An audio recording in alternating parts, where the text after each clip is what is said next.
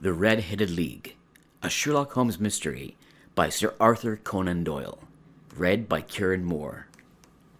I had called upon my friend Mr. Sherlock Holmes one day in the autumn of last year, and found him in a deep conversation with a very stout, florid-faced, elderly gentleman with fiery red hair. With an apology for my intrusion, I was about to withdraw when Holmes pulled me abruptly into the room and closed the door behind me. "You could not possibly have come at a better time, my dear Watson," he said cordially. "I was afraid that you were engaged." "So I am, very much so." "Then I can wait in the next room." "Not at all. This gentleman, Mr. Wilson, has been my partner and helper in many of my most successful cases, and I have no doubt that he will be of the utmost use to me in yours also." The stout gentleman half rose from his chair and gave a bob of greeting, with a quick little questioning glance from his small, fat encircled eyes. "Try the settee," said Holmes, relapsing into his armchair and putting his fingers together, as was his custom when in judicial moods. "I know, my dear Watson, that you share my love of all that is bizarre and outside the conventions and humdrum routine of everyday life. You have shown your relish for it by the enthusiasm which has prompted you to chronicle and, if you will excuse my saying so, somewhat to embellish so many of my own little adventures." "Your cases have indeed been of the greatest interest to me," I observed. "You will remember that I remarked the other day, just before we went into the very simple problem presented by Miss Mary Sutherland, that for strange effects and extraordinary combinations we must go to life itself, which is always far more daring than any effort of the imagination." "A proposition which I took the liberty of doubting." "You did, Doctor, but none the less you must come around to my view, for otherwise I shall keep on piling fact upon fact on you until your reason breaks down under them and acknowledges me to be right. Now, Mr. Jabez Wilson here has been good enough to call upon me this morning, and to begin a narrative which promises to be one of the most singular which I have listened to for some time. You have heard me remark that the strangest and most unique things are very often connected not with the larger, but with the smaller crimes, and occasionally, indeed, when there is room for doubt whether any positive crime has been committed. As far as I have heard, it is impossible for me to say whether the present case is an instance of crime or not, but the course of events is certainly among the most singular that I have ever listened to. Perhaps, Mr. Wilson, you would have the great kindness to recommence your narrative. I ask you not merely because my friend Dr. Watson has not heard the opening part, but also because the peculiar nature of the story makes me anxious to have every possible detail from your lips. As a rule, when I have heard some slight indication of the course of events, I am able to guide myself by the thousands of other similar cases which occur to my memory. In the present instance, I am forced to admit that the facts are, to the best of my belief, unique." The portly client puffed out his chest with an appearance of some little pride, and pulled a dirty and wrinkled newspaper from the inside pocket of his great-coat. As he glanced down the advertisement column, with his head thrust forward and the paper flattened out upon his knee, I took a good look at the man, and endeavoured, after the fashion of my companion, to read the indications which might be presented by his dress or appearance. I did not gain very much, however, by my inspection. Our visitor bore every mark of being an average commonplace British tradesman, obese, pompous, and slow. He wore rather baggy grey shepherd's check trousers, a not over-clean black frock-coat, unbuttoned in the front, and a drab waistcoat with a heavy brassy Albert chain and a square pierced bit of metal dangling down as an ornament. A frayed top hat and a faded brown overcoat with a wrinkled velvet collar lay upon a chair beside him. Altogether, look as I would, there was nothing remarkable about the man save his blazing red head, and the expression of extreme chagrin and discontent upon his features. Sherlock Holmes' quick eye took in my occupation, and he shook his head with a smile as he noticed my questioning glance. Beyond the obvious facts that he has at some time done manual labour, that he takes snuff, that he is a Freemason, that he has been in China, and that he has done a considerable amount of writing lately, I can deduce nothing else." "How in the name of good fortune did you know all that, Mr. Holmes?" he asked. How did you know, for example, that I did manual labor? It's as true as gospel, for I began as a ship's carpenter. Your hands, my dear sir. Your right hand is quite a size larger than your left. You have worked with it, and the muscles are more developed. Well, the snuff, then, and the Freemasonry. I won't insult your intelligence by telling you how I read that, especially as rather against the strict rules of your order, you use an arc and compass breastpin. Ah, of course, I forgot about that. But the writing. What else can be indicated by that right cuff so very shiny for 5 inches, and the left one with the smooth patch near the elbow where you rested upon the desk? Well, but China. The fish that you have tattooed immediately above your right wrist could only have been done in China. I have made a small study of tattoo marks, and have even contributed to the literature of the subject. That trick of staining the fish's scales of a delicate pink is quite peculiar to China. When, in addition, I see a Chinese coin hanging from your watch chain, the matter becomes even more simple. Mr. Jabez Wilson laughed heavily. Well, I never, said he. I thought at first that you had done something clever, but I see that there was nothing in it after all. I begin to think, Watson, said Holmes, that I made a mistake in explaining. Omne ignotum pro magnifico, you know, and my poor little reputation, such as it is, will suffer shipwreck if I am so candid. Can you not find the advertisement, Mr. Wilson? Yes, I have got it now, he answered with his thick red finger planted halfway down the column. Here it is. This is what began it all. You just read it for yourself, sir. I took the paper from him and read as follows. To the Red-Headed League. On account of the bequest of the late Ezekiah Hopkins of Lebanon, Pennsylvania, USA, there is now another vacancy open which entitles a member of the League to a salary of £4 a week for purely nominal services. All red-headed men who are sound in body and mind and above the age of 21 years are eligible. Apply in person on Monday at 11 o'clock to Duncan Ross at the offices of the League, 7 Pope's Court, Fleet Street. What on earth does this mean? I ejaculated after I had twice read over the extraordinary announcement. Holmes chuckled and wriggled in his chair, as was his habit when in high spirits. It is a little off the beaten track, isn't it? Said he.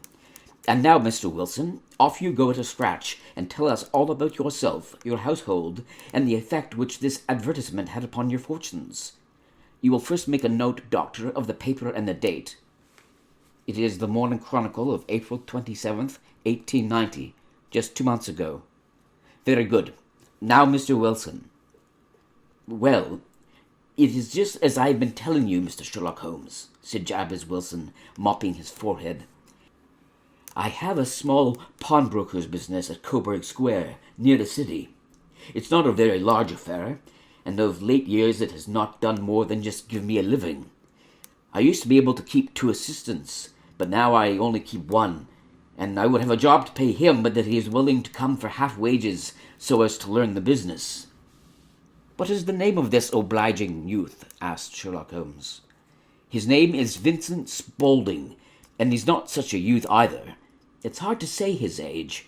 I should not wish a smarter assistant, Mr. Holmes, and I know very well that he could better himself and earn twice what I am able to give him. But, after all, if he is satisfied, why should I put ideas in his head? Why, indeed? You seem most fortunate in having an employee who comes under the full market price. It is not a common experience among employers in this age. I don't know that your assistant is not as remarkable as your advertisement. Oh, he has his faults, too, said Mr. Wilson. Never was such a fellow for photography, snapping away with the camera when he ought to be improving his mind, and then diving down into the cellar like a rabbit into its hole to develop his pictures. That is his main fault, but on the whole he's a good worker. There's no vice in him. He is still with you, I presume? Yes, sir. He and a girl of 14, who does a bit of simple cooking and keeps the place clean. That's all I have in the house, for I am a widower and never had any family. We live very quietly, sir, the 3 of us, and we keep a roof over our head and pay our debts if we do nothing more. The first thing that put us out was that advertisement. Spaulding, he came down into the office just this day 8 weeks, with this very paper in his hand, and he says, "I wish to the Lord, Mr. Wilson, that I was a red-headed man." "Why that?" I asks. "Why," says he, "here's another vacancy on the League of the Red-Headed Men.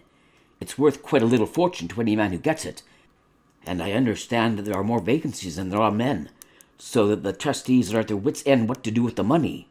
If my hair would only change colour, here's a nice little crib all ready for me to step into." "Why, what is it then?" I asked. "You see, Mr. Holmes, I am a very stay-at-home man, and as my business came to me instead of my having to go to it, I was often weeks on end without putting my foot over the doormat.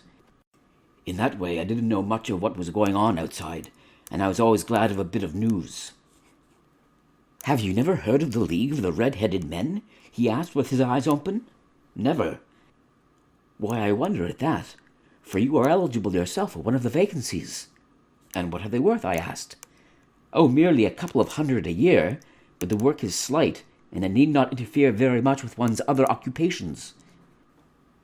Well, you can easily think that made me prick up my ears, for the business had not been over good for some years, and an extra couple of hundred would have been very handy. "Tell me about it," said I. "Well," said he, showing me the advertisement, "you can see for yourself that the League has a vacancy, and there's the address where you should apply for particulars. As far as I can make out, the League was founded by an American millionaire, Ezekiel Hopkins, who was very peculiar in his ways. He was himself red-headed, and he had a great sympathy for all red-headed men. So when he died, it was found out that he had left his enormous fortune in the hands of trustees, with instructions to apply the interest to the providing of easy berths to men whose hair is of that colour. From all I hear, it is splendid pay and very little to do." "But," said I, "there would be millions of red-headed men who would apply." "Not so many as you might think," he answered. "You see, it is really confined to Londoners and to grown men. This American had started from London when he was young, and he wanted to do the old town a good turn. Then again, I have heard it is no use your applying if your hair is light red, or dark red, or anything but real, bright, blazing, fiery red. Now, if you cared to apply, Mr. Wilson, you would just walk in. But perhaps it would hardly be worth your while to put yourself out of the way for the sake of a few £100. Now, it is a fact, gentlemen, as you may see for yourself, that my hair is of a very full and rich tint, so that it seemed to me that if there were to be any competition in the matter, I stood as good a chance as any man that I had ever met. Vincent Spaulding seemed to know so much about it that I thought he might prove useful, so I just ordered him to put up the shutters for the day and to come right away with me. He was very willing to have a holiday, so we shut the business up and started off for the address that was given us in the advertisement. I never hope to see such a sight as that again, Mr. Holmes. From north, south, east, and west, every man who had a shade of red in his hair had tramped into the city to answer the advertisement. Fleet Street was choked with red-headed folk, and Pope's Court looked like a coster's orange barrow. I should not have thought there were so many in the whole country as were brought together by that single advertisement. Every shade of colour they were: straw, lemon, orange, brick, Irish setter, liver, clay, but as Spaulding said, there were not many who had the real vivid flame-coloured tint. When I saw how many were waiting, I would have given up in despair, but Spaulding would not hear of it. How he did it I could not imagine, but he pushed and pulled and butted until he got me through the crowd and right up to the steps which led to the office. There was a double stream upon the stair, some going up in hope and some coming back dejected, but we wedged in as well as we could and soon found ourselves in the office. "Your experience has been a most entertaining one," remarked Holmes, as his client paused and refreshed his memory with a huge pinch of snuff. "Pray continue your very interesting statement." "There was nothing in the office but a couple of wooden chairs and a deal table. behind which sat a small man with a head that was even redder than mine. He said a few words to each candidate as he came up, and then he always managed to find some fault in them which would disqualify them. Getting a vacancy did not seem to be such a very easy matter after all. However, when our turn came, the little man was much more favourable to me than to any of the others, and he closed the door as we entered, so that he might have a private word with us. "This is Mr. Jabez Wilson," said my assistant, "and he is willing to fill a vacancy in a league." "And he is admirably suited for it," the other answered. "He has every requirement. I cannot recall when I have seen anything so fine." He took a step backward, cocked his head to one side, and gazed at my hair until I felt quite bashful. Then suddenly he plunged forward, wrung my hand, and congratulated me warmly on my success. "It would be injustice to hesitate," said he. "You will, however, I am sure, excuse me for taking an obvious precaution." With that, he seized my hair in both his hands and tugged until I yelled with the pain. "There's water in your eyes," said he, as he released me. "I perceive that all is as it should be. But we have to be careful, for we have twice been deceived by wigs and once by paint. I could tell you tales of cobbler's wax which would disgust you with human nature." He stepped over to the window and shouted through it at the top of his voice that the vacancy was filled. A groan of disappointment came up from below, and the folk all trooped away in different directions until there was not a red head to be seen, except my own and that of the manager. "My name," said he, "is Mr. Duncan Ross, and I am myself one of the pensioners upon the fund left by our noble benefactor. Are you a married man, Mr. Wilson? Have you a family?" I answered that I had not. His face fell immediately. "Dear me," he said gravely, "that is very serious indeed. I'm sorry to hear you say that." The fund was, of course, for the propagation and spread of the redheads as well as for their maintenance. "It is exceedingly unfortunate that you should be a bachelor." My face lengthened at this, Mr. Holmes, for I thought that I was not to have the vacancy after all. But after thinking it over for a few minutes, he said that it would be all right. "In the case of another," said he, "the objection might be fatal. But we must stretch a point in favour of a man with such a head of hair as yours. When shall you be able to enter upon your new duties?" "Well, it is a little awkward, for I have a business already," said I. "Oh, never mind about that, Mr. Wilson," said Vincent Spaulding. "I should be able to look after that for you." "What would be the hours?" I asked. 10 to 2. Now, a pawnbroker's business is mostly done of an evening, Mr. Holmes, especially Thursday and Friday evening, which is just before payday, so it would suit me very well to earn a little money in the mornings. Besides, I knew that my assistant was a good man, and that he would see to anything that turned up. "That would suit me very well," said I. "And the pay?" "Is £4 a week." "And the work?" "Is purely nominal." What do you call purely nominal?" "Well, you have to be in the office, or at least in the building, the whole time. If you leave, you forfeit your whole position forever. The will is very clear upon that point. You don't comply with conditions if you budge from the office during that time. It's only 4 hours a day, and I should not think of leaving," said I. "No excuse will avail," said Mr. Duncan Ross. "Neither sickness, nor business, nor anything else. There you must stay, or you lose your billet." "And the work?" "Is to copy out the Encyclopaedia Britannica. There is the first volume of it in that press. You must find your own ink, pens, and blotting paper, but we provide this table and chair. Will you be ready tomorrow?" "Certainly," I answered. "Then goodbye, Mr. Jabez Wilson, and let me congratulate you once more on the important position which you have been fortunate enough to gain." He bowed me out of the room, and I went home with my assistant, hardly knowing what to say or do, I was so pleased at my own good fortune. Well, I thought over the matter all day, and by evening I was in low spirits again, for I had quite persuaded myself that the whole affair must be some great hoax or fraud, though what its object might be I could not imagine. It seemed altogether past belief that anyone could make such a will, or that they would pay such a sum for doing anything so simple as copying out the Encyclopaedia Britannica. Vincent Spaulding did what he could to cheer me up, but by bedtime I had reasoned myself out of the whole thing. However, in the morning I decided to have a look at it anyhow, so I bought a penny bottle of ink, and with a quill pen and 7 sheets of foolscap paper, I started off for Pope's Court. Well, to my surprise and delight, everything was right as possible.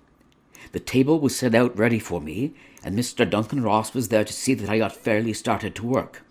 He started me off upon the letter A, and then he left me, but he would drop in from time to time to see that all was right with me. At 2 o'clock he bade me good day, complimented me upon the amount that I had written, and locked the door of the office after me. This went on day after day, Mr. Holmes, and on Saturday the manager came in and planked down 4 golden sovereigns for my week's work.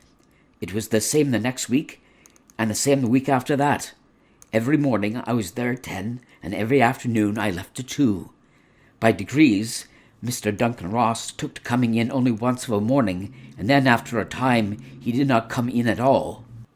Still, of course, I never dared leave the room for an instant, for I was not sure when he might come, and the billet was such a good one, and suited me so well, that I would not risk the loss of it.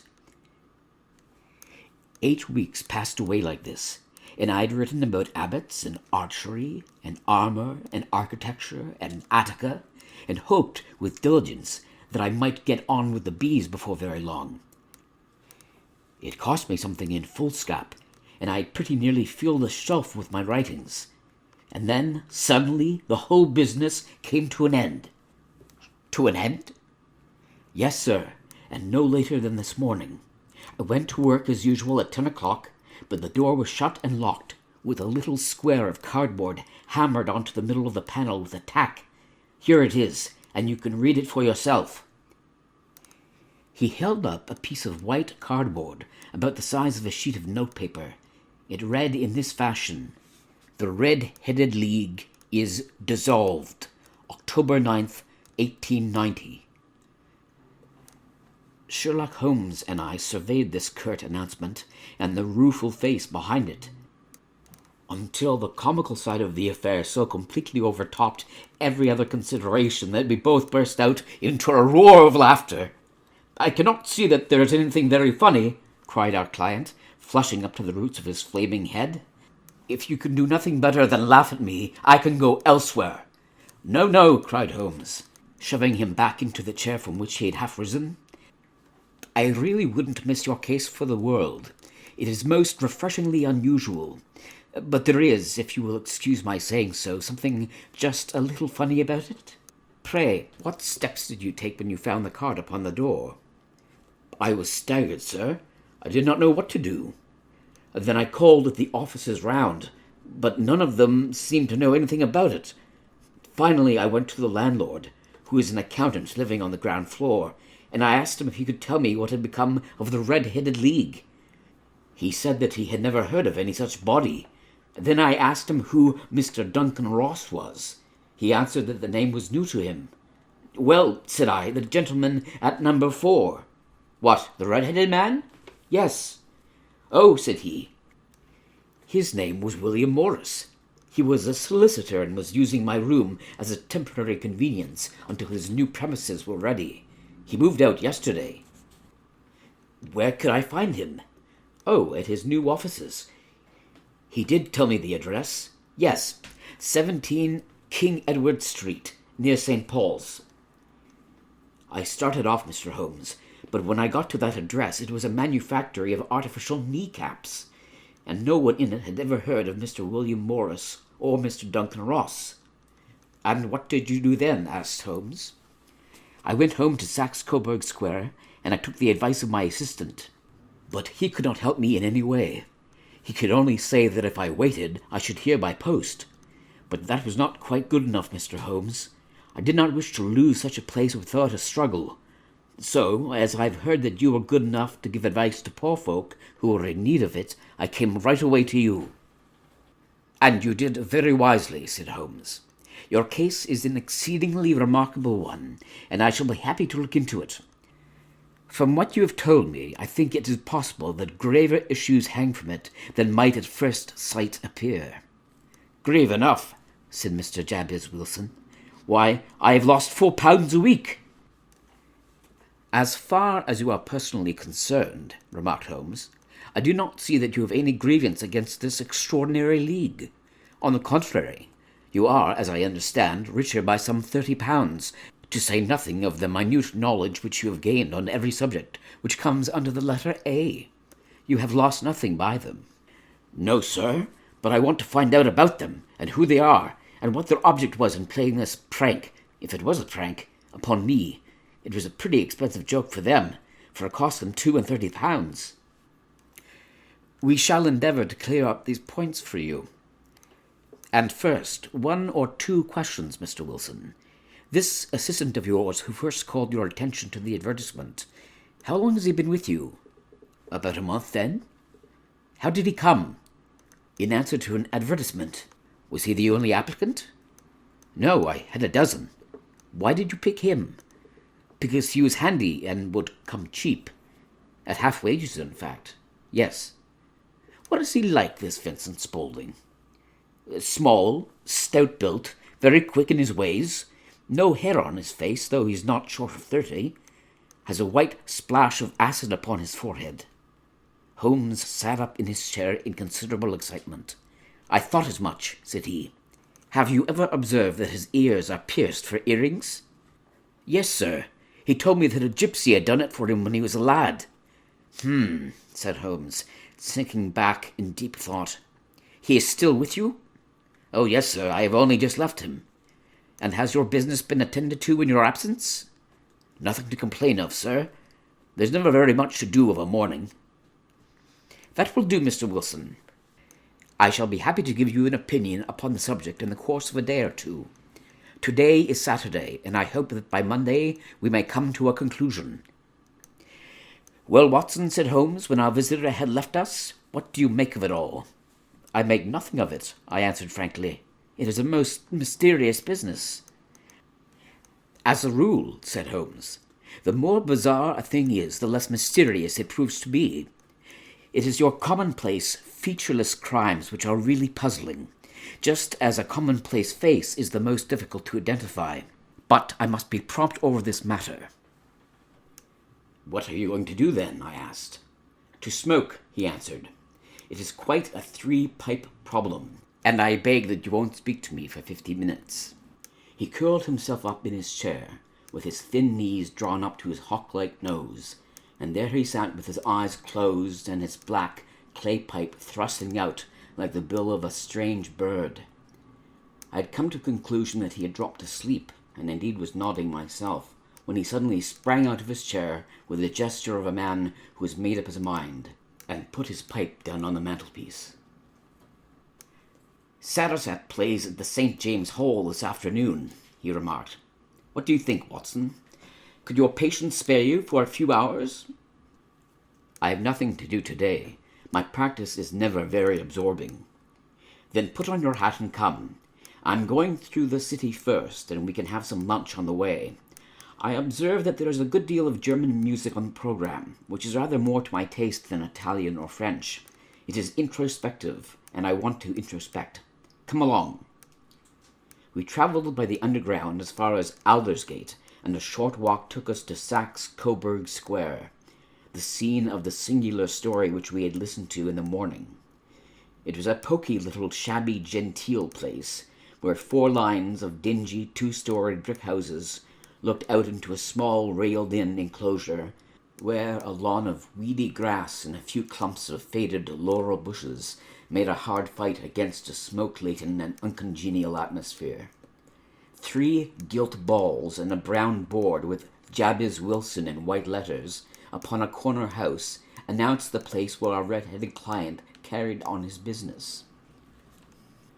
Sherlock Holmes stopped in front of it with his head on one side and looked it all over, with his eyes shining brightly between puckered lids. Then he walked slowly up the street and then down again to the corner, still looking keenly at the houses. Finally he returned to the pawnbroker's, and having thumped vigorously upon the pavement with his stick 2 or 3 times, he went up to the door and knocked. It was instantly opened by a bright-looking, clean-shaven young fellow who asked him to step in. "Thank you," said Holmes. "I only wished to ask you how you would go from here to the Strand." "Third right, fourth left," observed the assistant promptly, closing the door. "Smart fellow that," observed Holmes as we walked away. "He is, in my judgment, the 4th smartest man in London, and for daring I am not sure that he has not a claim to be 3rd. I have known something of him before." "Evidently," said I, "Mr. Wilson's assistant counts for a good deal in this mystery of the Red-Headed League. I am sure that you inquired your way merely in order that you might see him?" "Not him." "What then?" "The knees of his trousers." "And what did you see?" "What I expected to see." "Why did you beat the pavement?" "My dear doctor, this is a time for observation, not for talk. We are spies in an enemy's country. We know something of Saxe-Coburg Square. Let us now explore the parts which lie behind it." The road in which we found ourselves as we turned round the corner from the retired Saxe-Coburg Square presented as great a contrast to it as the front of a picture does to the back. It was one of the main arteries which conveyed the traffic of the city to the north and west. The roadway was blocked with the immense stream of commerce flowing in a double tide inward and outward, while the footpaths were black with the hurrying swarm of pedestrians. It was difficult to realize, as we looked at the line of fine shops and stately business premises, that they really abutted on the other side upon the faded and stagnant square which we had just quitted. "Let me see," said Holmes, standing at the corner and glancing along the line. "I should like to just remember the order of the houses here. It is a hobby of mine to have an expert knowledge of London. There's Mortimer's, the tobacconist, the little newspaper shop, the Coburg branch of the City and Suburban Bank, the vegetarian restaurant, and McFarland's carriage building depot.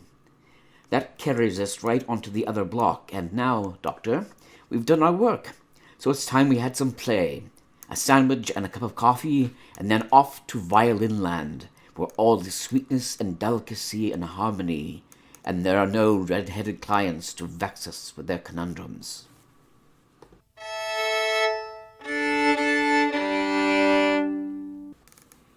My friend was an enthusiastic musician, being himself not only a very capable performer, but a composer of no ordinary merit. All the afternoon he sat in the stalls, wrapped in the most perfect happiness, gently waving his long, thin fingers in time to the music, while his gently smiling face and his languid, dreamy eyes were as unlike those of Holmes the sleuth-hound, Holmes the relentless, keen-witted, ready-handed criminal agent, as it was possible to conceive. In his singular character, the dual nature alternately asserted itself, and his extreme exactness and astuteness represented, as I have often thought, the reaction against the poetic and contemplative mood which occasionally predominated in him.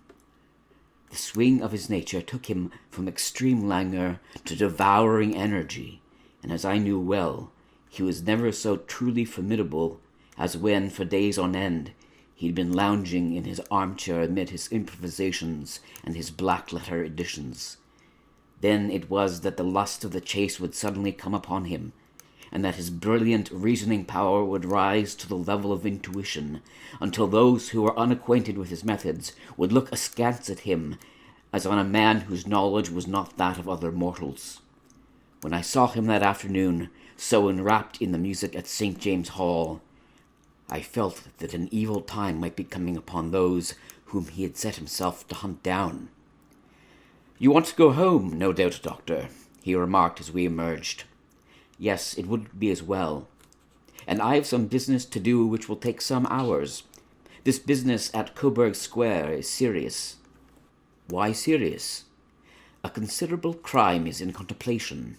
I have every reason to believe that we shall be in time to stop it. But today being Saturday rather complicates matters. I shall want your help tonight." "At what time?" 10 will be early enough.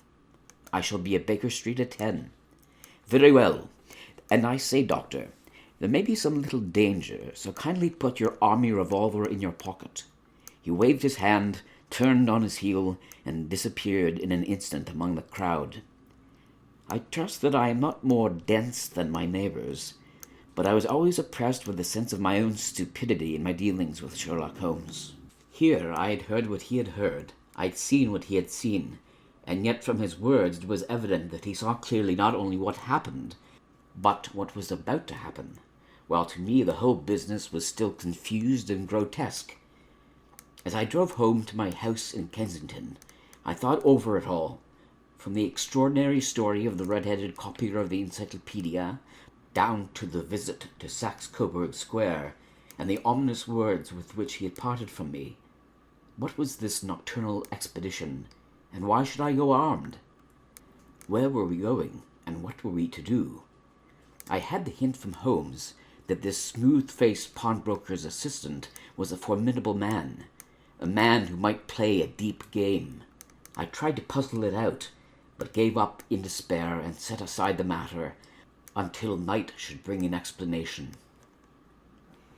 It was 9:15 when I started from home and made my way across the park, and so through Oxford Street to Baker Street. 2 hansoms were standing at the door, and as I entered the passage I heard the sound of voices from above.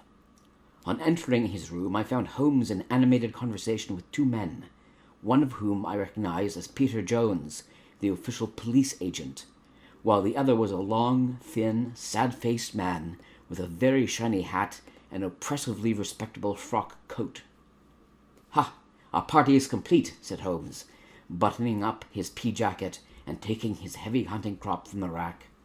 "Watson, I think you know Mr. Jones of Scotland Yard.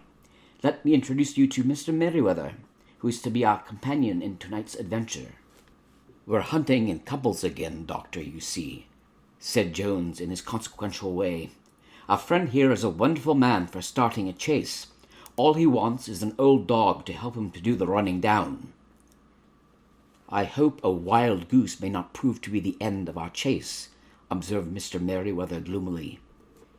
"You may place considerable confidence in Mr. Holmes, sir," said the police agent loftily.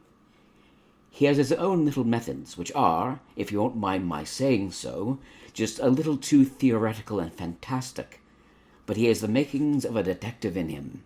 It is not too much to say that once or twice, as in that business of the Sholto murder and the Agra treasure, he has been more nearly correct than the official force." "Oh, if you say so, Mr. Jones, it is all right," said the stranger with deference. "Still, I confess that I miss my rubber. It is the first Saturday night for 27 years that I have not had my rubber." "I think you will find," said Sherlock Holmes, "that you will play for a higher stake tonight than you have ever done yet, and that the play will be more exciting. For you, Mr. Merryweather, the stake will be some £30,000, and for you, Jones, it will be the man upon whom you wish to lay your hands. John Clay, the murderer, thief, smasher, and forger.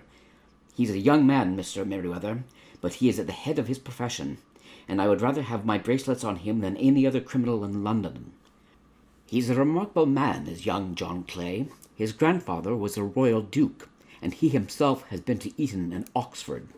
His brain is as cunning as his fingers, and though we meet signs of him at every turn, we never know where to find the man himself. He'll crack a crib in Scotland one week and be raising money to build an orphanage in Cornwall the next. I've been on his track for years, and have never yet set eyes on him yet. I hope that I may have the pleasure of introducing you tonight. I've had 1 or 2 little turns also with Mr. John Clay, and I agree with you that he is at the head of his profession. It is past 10, however, and quite time that we started. If you two will take the first hansom, Watson and I will follow in the second." Sherlock Holmes was not very communicative during the long drive, and lay back in the cab humming the tune which he had heard in the afternoon. We rattled through an endless labyrinth of gaslit streets until we emerged into Farrington Street. "We are close there now," my friend remarked. "This fellow Merryweather is a bank director, and personally interested in the matter. I thought it as well to have Jones with us also. He is not a bad fellow, though an absolute imbecile in his profession. He has one positive virtue. He is as brave as a bulldog and as tenacious as a lobster if he gets his claws upon anyone. Here we are, and there they are waiting for us." We had reached the same crowded thoroughfare in which we had found ourselves in the morning. Our cabs were dismissed, and following the guidance of Mr. Merryweather, we passed down a narrow passage and through a side door, which he opened for us. Within, there was a small corridor, which ended in a very massive iron gate. This also was opened, and led down a flight of winding stone steps, which terminated at another formidable gate. Mr. Merryweather stopped to light a lantern, and then conducted us down a dark, earth-smelling passage. And so, after opening a third door into a huge vault or cellar, which was piled all round with crates and massive boxes. "You are not very vulnerable from above," Holmes remarked, as he held up the lantern and gazed about him. "Nor from below," said Mr. Merryweather, striking his stick upon the flags which lined the floor. "Why, dear me, it sounds quite hollow," he remarked, looking up in surprise. "I must really ask you to be a little more quiet," said Holmes severely. "You have already imperiled the whole success of our expedition. Might I beg that you would have the goodness to sit down upon one of those boxes and not to interfere?" The solemn Mr. Merryweather perched himself upon a crate, with a very injured expression upon his face, while Holmes fell upon his knees upon the floor, and with the lantern and a magnifying glass began to examine minutely the cracks between the stones. A few seconds sufficed to satisfy him, for he sprang to his feet again and put his glass in his pocket. "We have at least an hour before us," he remarked, "for they can hardly take any steps until the good pawnbroker is safely in bed. Then they will not lose a minute, for the sooner they do their work, the longer time they will have for their escape. We are at present, Doctor, as no doubt you have divined, in the cellar of the city branch of one of the principal London banks. Mr. Merryweather is the chairman of directors, and he will explain to you that there are reasons why the more daring criminals of London should take a considerable interest in this cellar at present." "It is our French gold," whispered the director. "We have had several warnings that an attempt might be made upon it." "Your French gold?" "Yes. We had occasion some months ago to strengthen our resources and borrowed for that purpose 30,000 Napoleons from the Bank of France. It has become known that we have never had occasion to unpack the money, and that it is still lying in our cellar.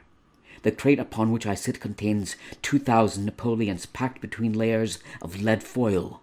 Our reserve of bullion is much larger at present than is normally kept in a single branch office, and the directors have had misgivings upon the subject." "Which were very well justified," observed Holmes. "And now it is time that we arranged our little plans. I expect that within an hour matters will come to a head. In the meantime, Mr. Merryweather, we must put the screen over that dark lantern." "And sit in the dark?" "I'm afraid so. I had brought a pack of cards in my pocket, and I thought that as we were a partie carrée, you might have your rubber after all. But I see that the enemy's preparations have gone so far that we cannot risk the presence of a light. And first of all, we must choose our positions. These are daring men, and though we shall take them at a disadvantage, they may do us harm unless we are careful. I shall stand behind this crate, and do you conceal yourselves behind those. Then, when I flash a light upon them, close in swiftly. If they fire, Watson, have no compunction about shooting them down." I placed my revolver, cocked, upon the top of the wooden case behind which I crouched. Holmes shot the slide across the front of his lantern and left us all in pitch darkness.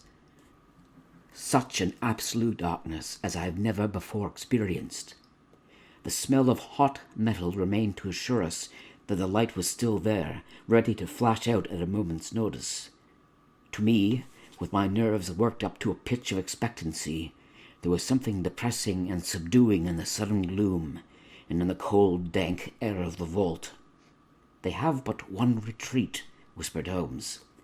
"That is back through the house into Saxe Coburg Square. I hope you've done what I've asked you, Jones. I have an inspector and 2 officers waiting at the front door. Then we have stopped up all the holes, and now we must be silent and wait." What a time it seemed!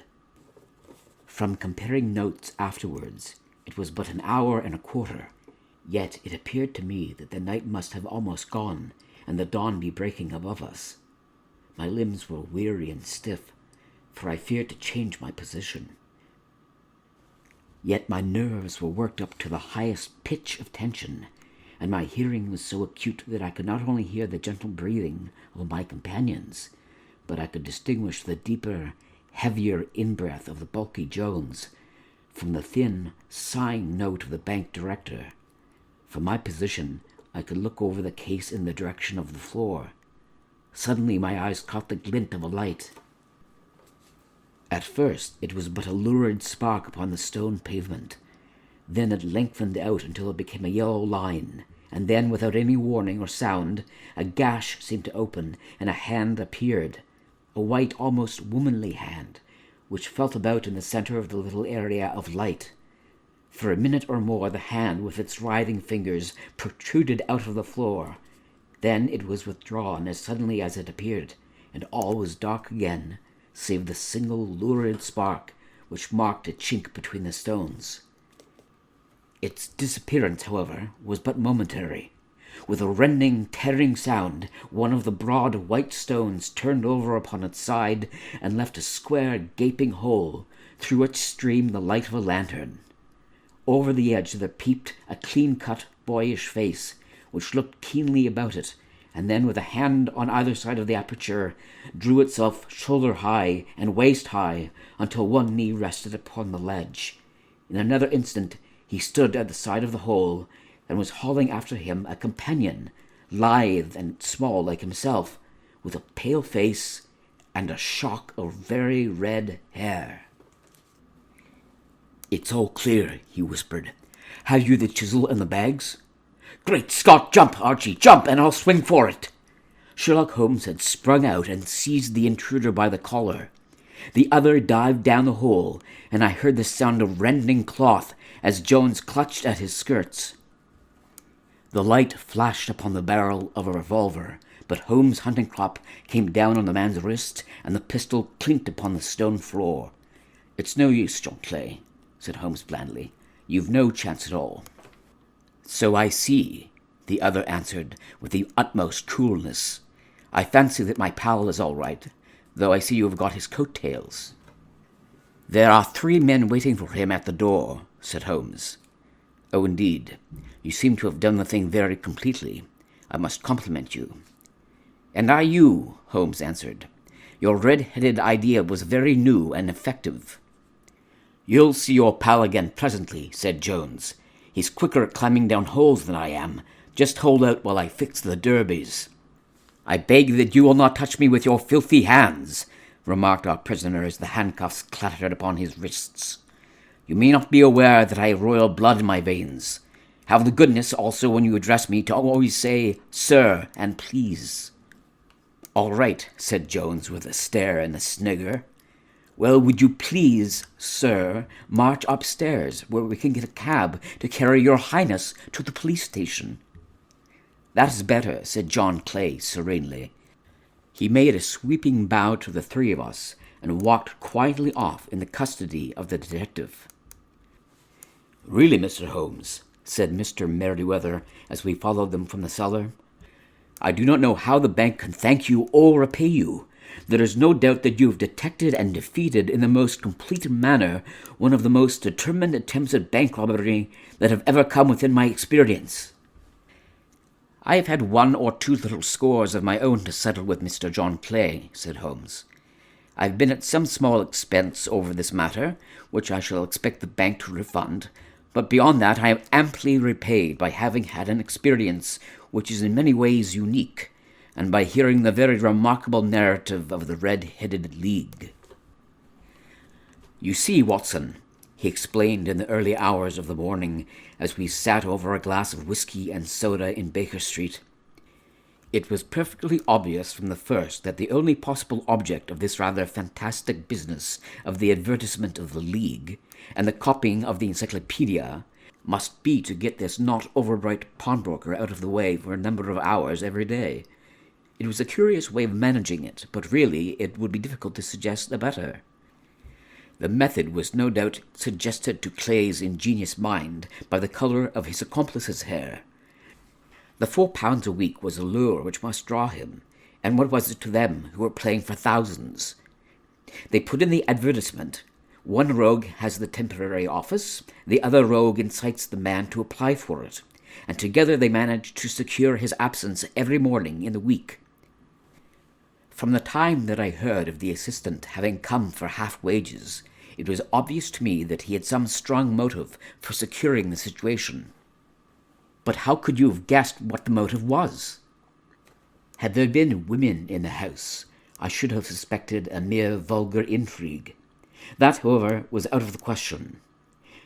The man's business was a small one, and there was nothing in his house which could account for such elaborate preparations and such an expenditure as they were at. It must, then, be something out of the house. What could it be? I thought of the assistant's fondness for photography, and his trick of vanishing into the cellar. The cellar. There was the end of this tangled clue. Then I made inquiries as to this mysterious assistant, and found that I had to deal with one of the coolest and most daring criminals in London. He was doing something in the cellar, something which took many hours a day for months on end. What could it be? Once more I could think of nothing save that he was running a tunnel to some other building. So far I had got when we went to visit the scene of action. I surprised you by beating upon the pavement with my stick. I was ascertaining whether the cellar stretched out in front or behind. It was not in front. Then I rang the bell, and as I hoped, the assistant answered it. We have had some skirmishes, but we have never set eyes upon each other. I hardly looked at his face. His knees were what I wished to see. You must yourself have remarked how worn, wrinkled, and stained they were. They spoke of those hours of burrowing. The only remaining point was what they were burrowing for. I walked round the corner, saw the City and Suburban Bank abutted on our friend's premises, and I felt that I had solved my problem. When you drove home after the concert, I called upon Scotland Yard and upon the chairman of the bank directors, with the result that you have seen. And how could you tell that they would make their attempt tonight? I asked. Well, when they closed their League offices, that was a sign they cared no longer about Mr. Jabez Wilson's presence. In other words, that they had completed their tunnel. But it was essential that they should use it soon, as it might be discovered or the bullion might be moved. Saturday would suit them better than any other day, as it would give them 2 days for their escape. For all these reasons, I expected them to come tonight. You've reasoned it out beautifully, I exclaimed in unfeigned admiration. It is so long a chain, and yet every link rings true. It saved me from ennui, he answered, yawning. Alas, I already feel it closing in upon me. My life is spent in one long effort to escape from the commonplaces of existence. These little problems help me to do so. And you are a benefactor of the race, said I. He shrugged his shoulders. Well, perhaps, after all, it is of some little use, he remarked. L'homme c'est rien, l'œuvre c'est tout, as Gustave Flaubert wrote to George Sand.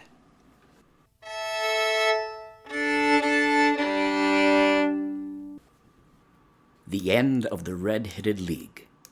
A Sherlock Holmes mystery by Sir Arthur Conan Doyle. Read by Kieran Moore.